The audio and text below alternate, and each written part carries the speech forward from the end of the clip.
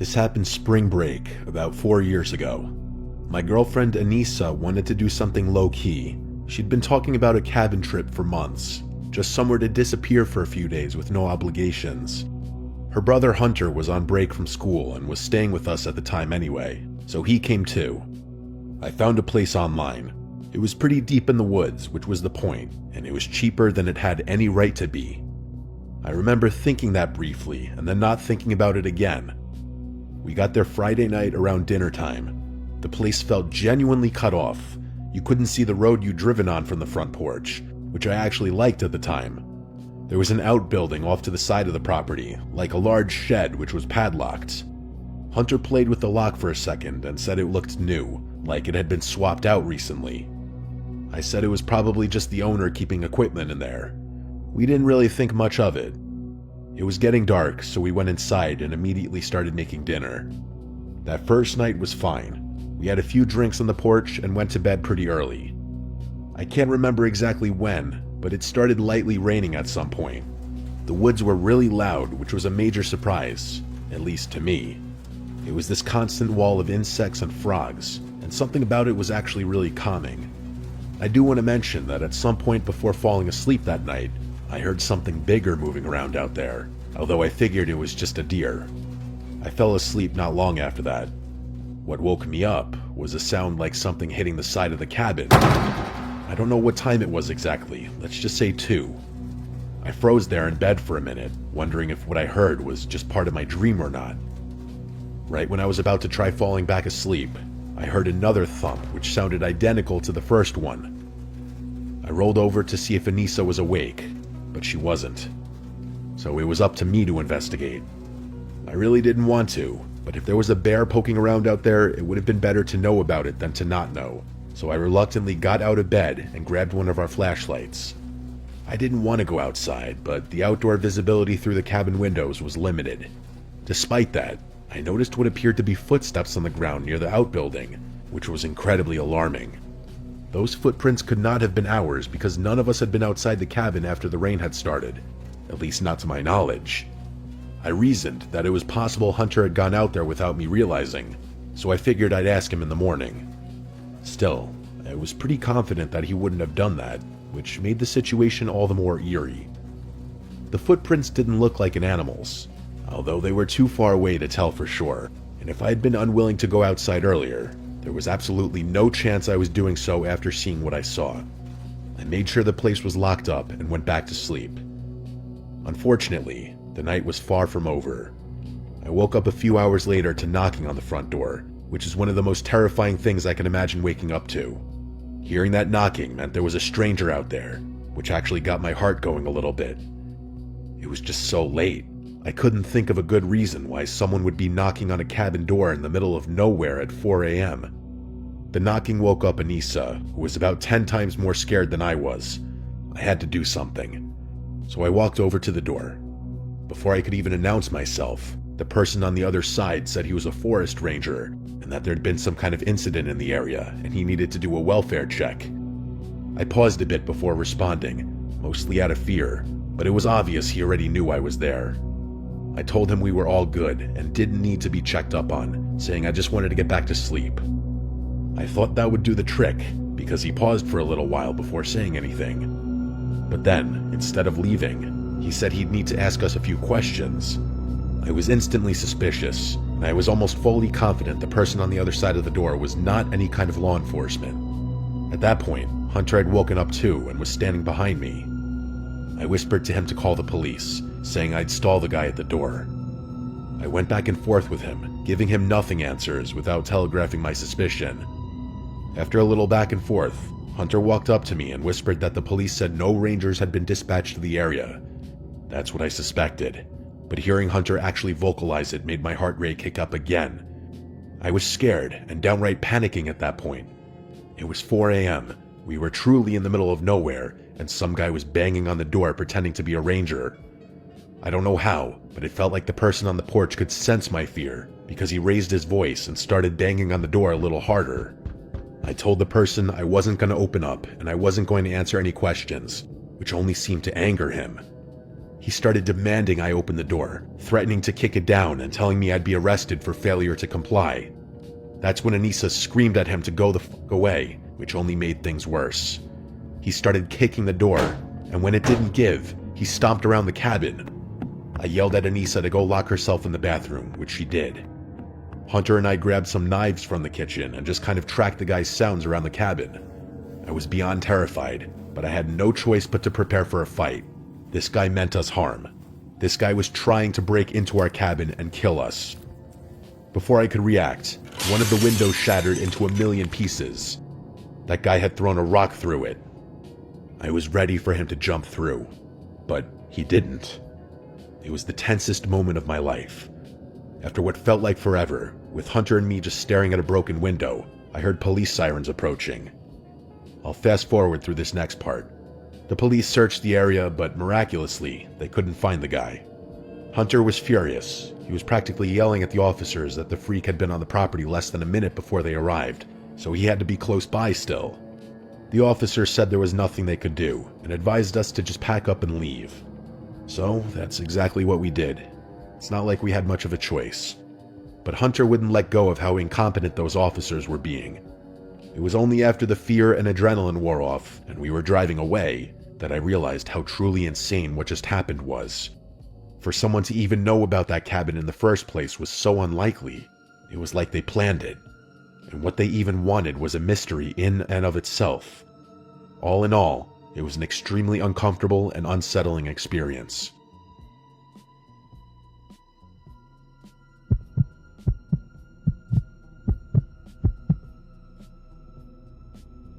This happened back in 2016 when I was a senior in college. I was in a frat, TKE, and one of the traditions that came with being in Greek life, at least at our school, was that you spent spring break with your brothers and whatever sorority or sororities you were affiliated with. The groups were typically huge, usually 30 or 40 people, and everyone packed into the same rental or resort for the whole week. I won't say it was the most wholesome experience you could have in your early 20s, but I also won't pretend I didn't have a ridiculous amount of fun doing it. That particular year, the plan was Acapulco. I don't remember whose idea it was originally, but within a few weeks, we had something like 40 people booked at this resort on the Pacific coast. The main character in this story isn't actually me, it's my buddy Sahil. I'm gonna try putting this as nicely as possible. He was the kind of person who, no matter what situation you put him in, was gonna find a way to make it louder and more complicated than it needed to be. I say that with total affection, because Sahil was genuinely one of the best people I knew in college. He just had absolutely zero self-preservation instincts and no impulse control, which was especially problematic because he was incredibly impulsive. We were maybe 3 or 4 days into the trip when a group of us decided to go to the local clubs. It was a great time, right up until Sahil, true to form, started scanning the room looking for someone who could get him something. Let's just say, stronger than whatever was in his glass. I'm not going to bother spelling things out, but it shouldn't be too hard to connect the dots here. It was a terrible idea. We were in a foreign country in a city with a reputation that wasn't exactly clean. Plus, nobody in our group spoke any Spanish. I told him to drop it. A couple of the other guys said the same thing, and Sahil said he would. But I knew he wouldn't. I had been through his shit too many times.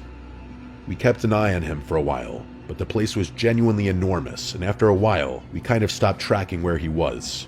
He was a grown-ass man. I wasn't about to waste my night babysitting him. I figured he was somewhere in the crowd. Sahil disappearing into a crowd was not unusual. I went about my night with my other friends, and it was a great time. Sahil never turned up though, which I found stranger and stranger the later it got. I don't remember what triggered it, but one second we were all drinking and partying, having a good time, and the next, we were all frantically trying to contact Sahil. He wasn't answering anyone's text messages, and when we called his phone, it went straight to voicemail, meaning it was dead. That wasn't good. Sahil may have been a crazy dude, but he was an organizational freak. He wouldn't just let his phone die like that. After a little while longer, we made the call to leave. Odds were he was back at the resort, and we'd find him passed out in his bed.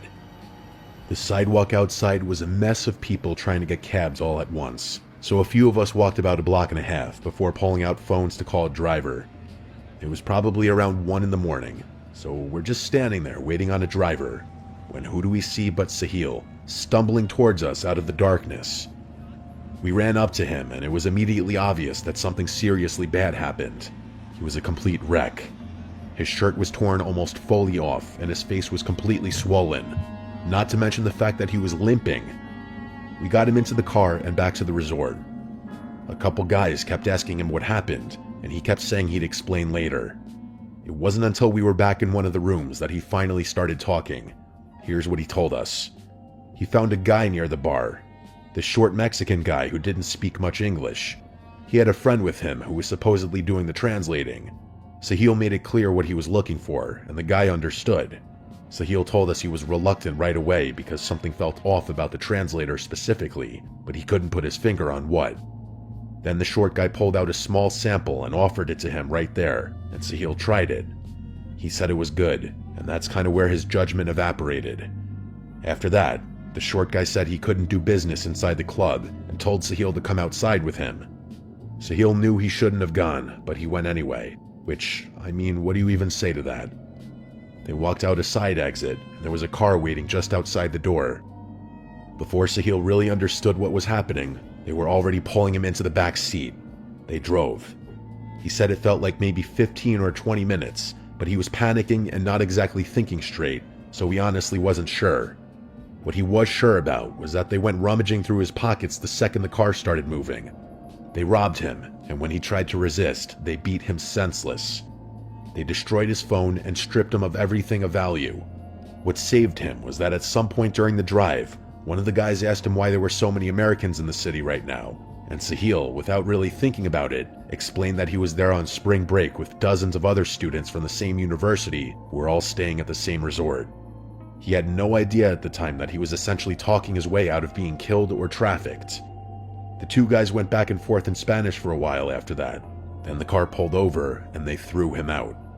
He landed on some random road he didn't recognize and just started walking.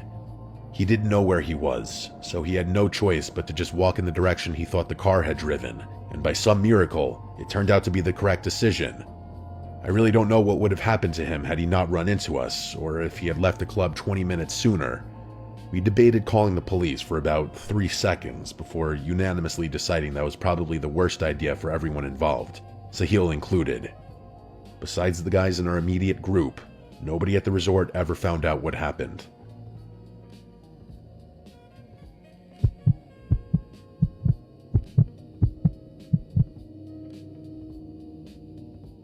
I've been keeping this one bottled up for quite a while now.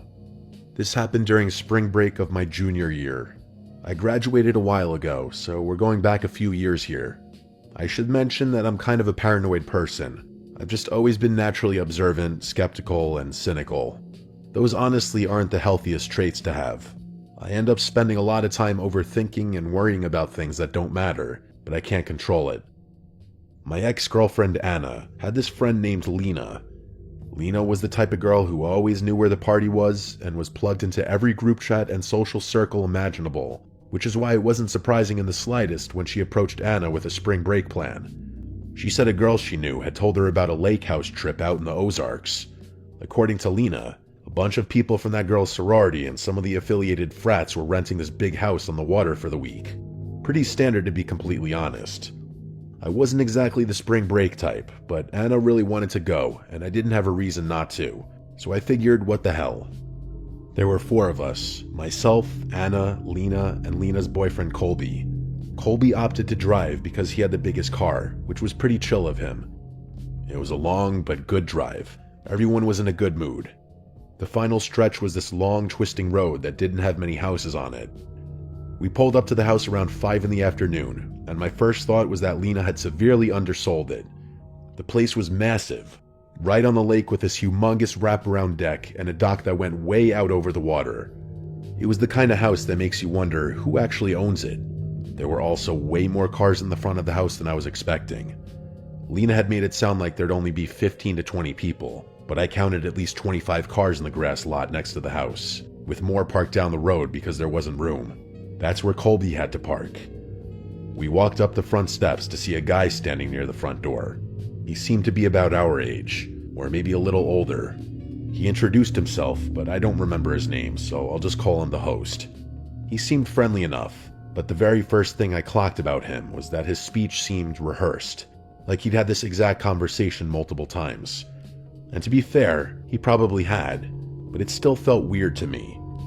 You know those safety speeches frat pledges have to give before letting you into a party? It felt kind of like that. He gave us the rundown. He told us where to find our rooms, how to navigate the house, when we could do this or that, typical house rule stuff like that. Then he brought up the car keys. He said the roads around the lake were narrow and dangerous at night, especially after people had been drinking. He told us it was a liability thing and that they were collecting everyone's keys at the door. He had this whole little speech about it.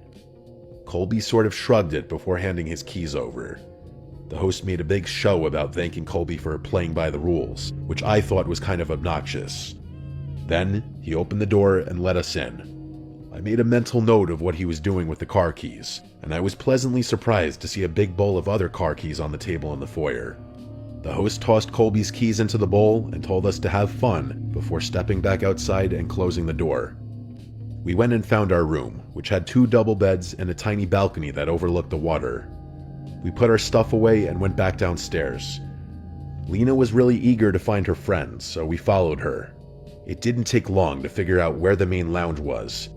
It was this giant open room on the first floor that was lined with full glass windows, so you could get a wraparound view of the water. It was honestly pretty awesome.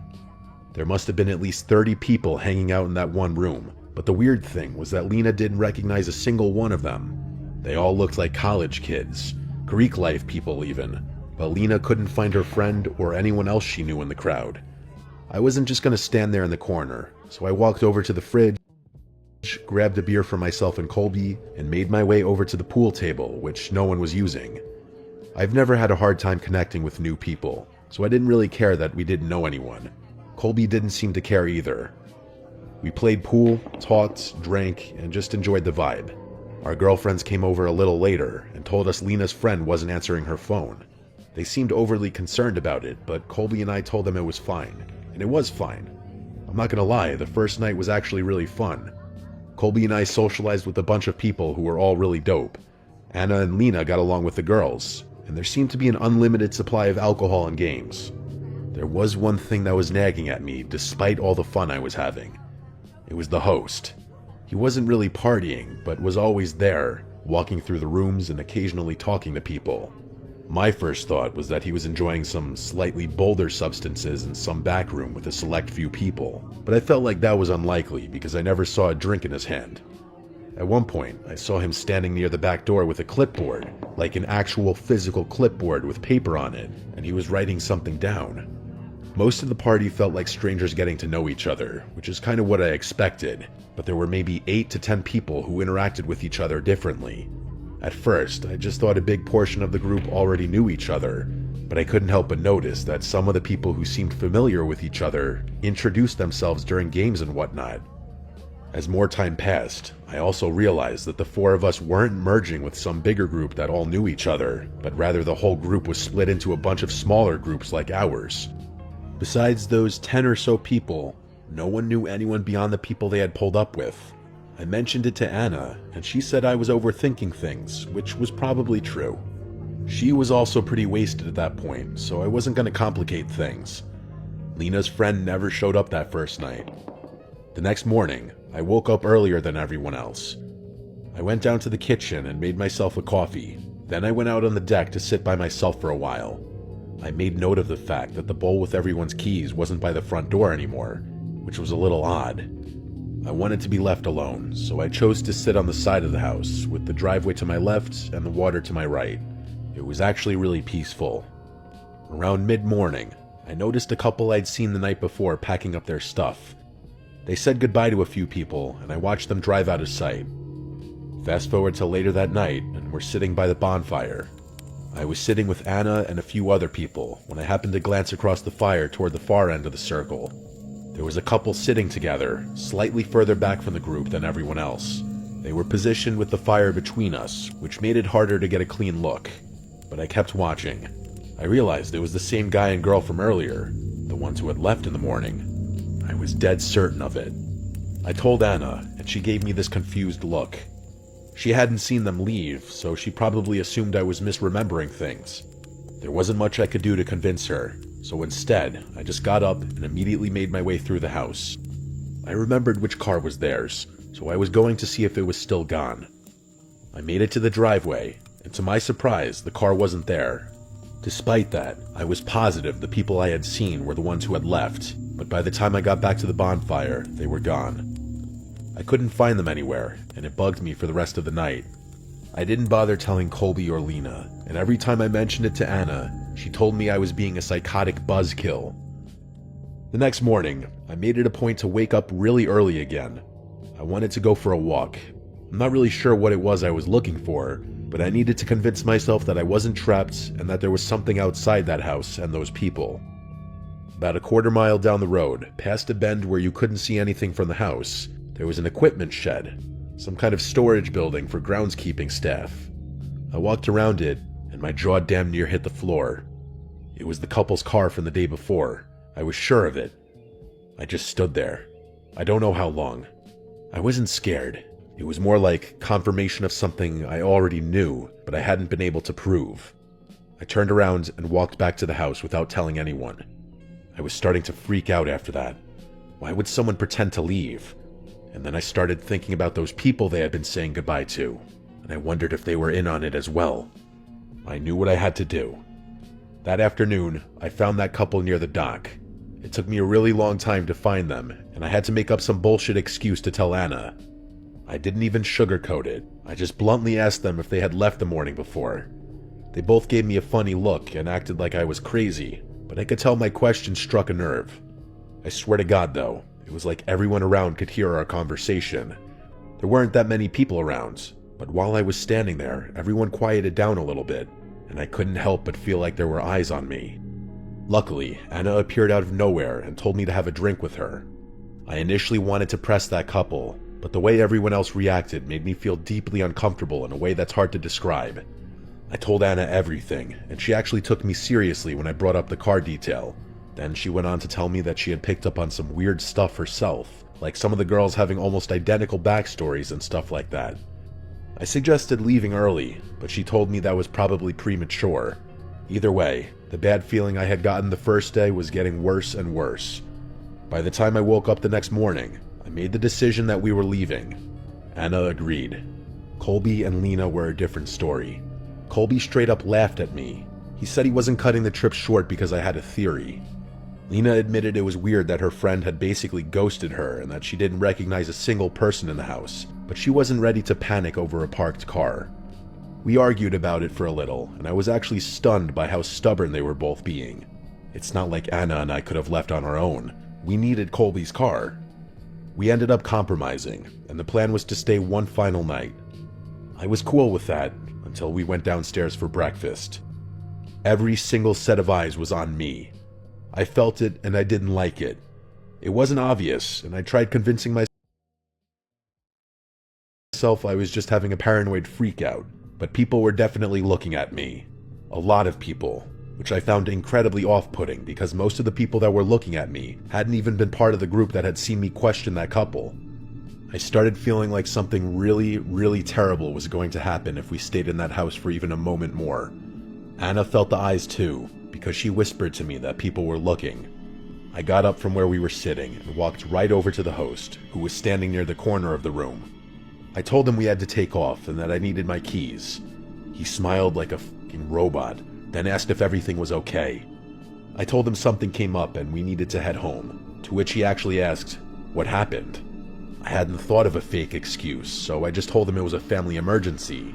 He kept diverting the conversation, saying things like some people had planned a boat thing for the evening, and that the nights always get better as the end of the week approaches.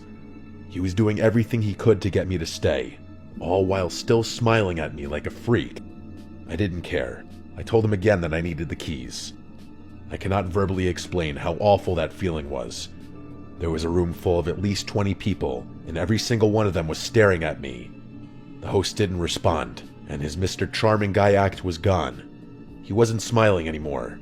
He gave this blank, dead-eyed look that creeped me out. Some random girl who was sitting nearby broke the silence by saying, "That's not a good idea." I turned around to look at her, and she was scowling at me. I didn't know what to say. I looked across the room and saw Anna, Lena, and Colby, and they all looked horrified.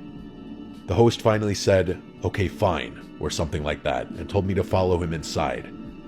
I saw Anna getting up to follow me, but when he saw her move, he put his hand out and said no in a loud, aggressive way that genuinely startled me. It was almost violent. He told me that only I was to follow him, so that's what I did. He led me through a maze of hallways before we reached a room with everyone's keys hanging on hooks. He didn't even ask me which set was mine. He just picked them out because he clearly already knew. I thought he was going to attack me or withhold the keys, but he handed them to me. Then he said, "You're making a mistake." I didn't give a shit. As soon as I had the keys in my hand, I made my way back over to my group. When I got back to that main room, the music was back on and people were laughing and talking again, like nothing had happened. It was freaky. Anna, Colby, and Lena were in the same spot, and I told them we were going. We were packed and out of there in 10 minutes. The entire time, I felt like someone was going to try and stop us, but no one did. As Colby started driving off, I looked back at the house to see the most unsettling thing yet. There were about a dozen people standing on the deck, watching us leave. They were standing in a line, not talking, and it was very obvious they were watching us. I noticed a couple more people looking through the windows, which pretty much confirmed what I had been suspecting all along. There was something up with that f***ing house. For the rest of the break, Lena tried getting in touch with a girl who had supposedly organized the trip. She called and texted and tried every platform she could think of, but got absolutely nothing back.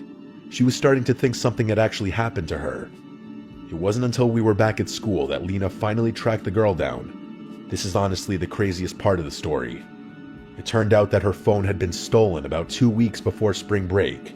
She had gotten a new number but hadn't told everyone yet. The person who told Lena about the plan wasn't her friend. It was some stranger. Not a single message came from her. We talked about going to the police, but none of us could articulate what crime had actually been committed against us. We went to a party, it was weird, nobody technically did anything. But it was off to the point where I felt like one more night of that would have had some kind of consequence. One that I can't even imagine. This is something I'll never stop thinking about, mostly because it's such a mystery, and the more you think about it, the less it makes sense.